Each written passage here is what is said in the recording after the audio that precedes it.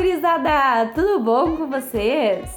Então, no vídeo de hoje, nós vamos conhecer um novo jogo chamado Descobrimento do Brasil, justamente porque nós vamos iniciar os estudos sobre este conteúdo. Então, o que vocês vão encontrar neste jogo? Ele vem com um manual de instruções, certo? Juntamente com o manual de instruções, nós vamos ter uma tabela de marcações, onde nós vamos registrar nossa pontuação, certo? Além dessa tabela, nós temos 10 fichas de marcação para colocar na tabela e 12 cartas com dicas, certo? Essas cartas com dicas, elas são divididas entre 3 categorias. Ela pode ser da categoria pessoas, lugares ou coisas, certo? Todas essas 3 relacionadas ao descobrimento do Brasil. Então, como que funciona o jogo? O jogador mediador, que é o jogador que inicia o jogo, ele inicia pegando a primeira carta do monte, certo? Então, as cartas ficam embaralhadas na mesa e o jogador mediador, que é o que inicia o jogo, pega a primeira carta do monte. No caso do exemplo, essa carta vai ser da categoria pessoa e ela vai estar falando sobre Pedro Álvares Cabral, certo? Todas as cartas trazem, então, 10 dicas sobre aquela pessoa, aquela coisa ou aquele lugar. O jogador mediador inicia o jogo anunciando qual é a categoria da carta que ele retirou do monte. No caso, pessoa. O jogador adversário vai escolher um número de 1 a 10 para marcar lá na tabela de marcações. O número escolhido, por exemplo, o 9, é referente a uma dica da carta, que deverá ser lida pelo mediador. Então, no caso, o mediador vai ler a dica de número 9, que é: estudou humanas e foi treinado para lutar e pegar em armas. Então, essa é a dica sobre a pessoa que eu tenho aqui, que os meus jogadores adversários não sabem qual é. O jogador que escolheu a dica de número 9 tem direito a dar um palpite, se ele quiser.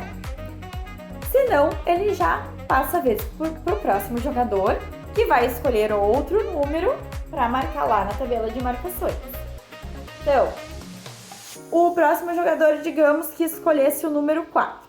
Então, a dica referente ao número 4 deve ser lida. Chefiou uma grande esquadra composta por 13 naus e mais de 1000 homens.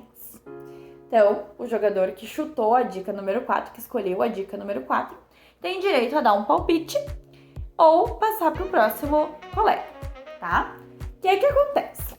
Caso o palpite esteja errado, não haverão consequências, o jogo segue da mesma maneira, tá? Caso o jogador acerte o palpite, o que acontecerá?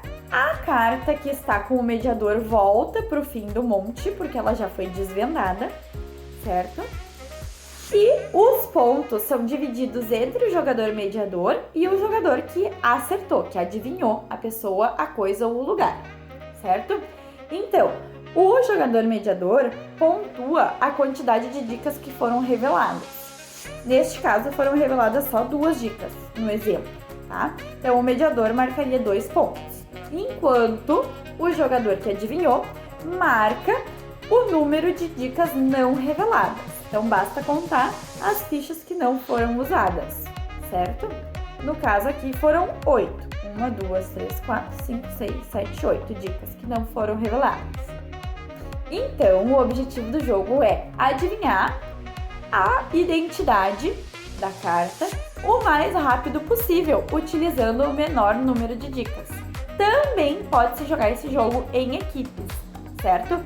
Neste caso, as equipes pontuam como se fossem pessoas individuais, certo? A pontuação vai para a equipe toda. E assim que uma carta é desvendada, ela volta para o fim do monte, escolhe-se outro mediador e continua o jogo.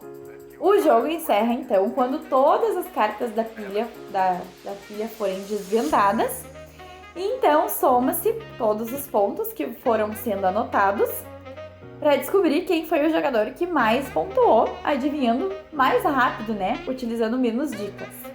Por hoje era isso, galera. Espero que tenham gostado do jogo. E a Prof tá disponibilizando aqui embaixo 2 links do jogo, certo?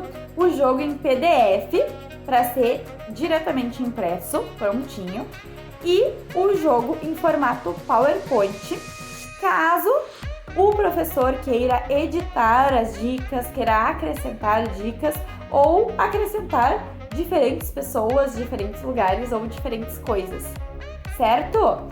Um beijo!